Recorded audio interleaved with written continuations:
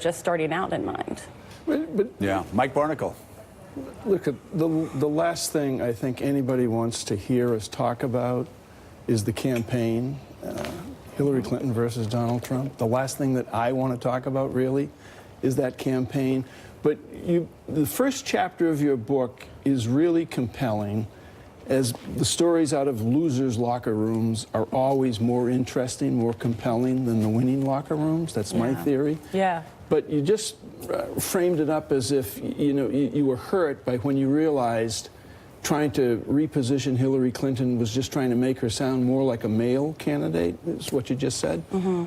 How do you reposition or alter or improve a woman who has been on the national stage for 30 years and is so fixed, not just in her positions, but in her attitude and her view of the country? I mean, and she's filled with enormous amounts of, earned paranoia, I would say. How do you do, how do you do that?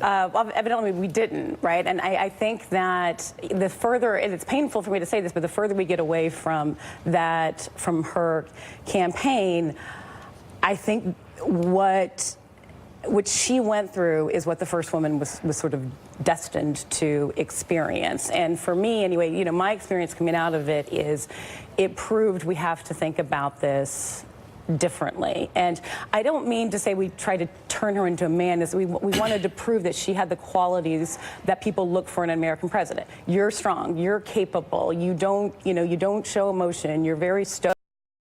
And because she's a woman, we had to overcompensate, I think, for that. And I think, and it's hard, so now we're in the territory of how do you change human behavior that we're living with the manifestation of, thousands of years of interactions with men and women. And I think the most important thing you can do is change what's in your own mind. Well, what do you tell the next woman?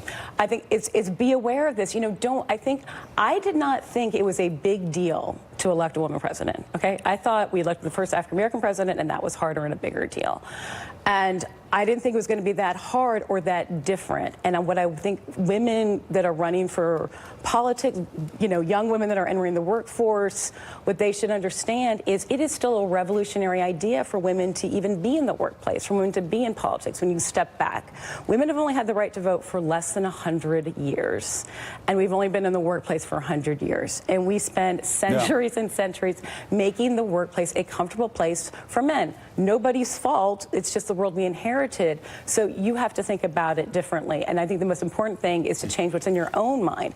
And if you think that doesn't feel right for me, it's not. It wasn't built with you in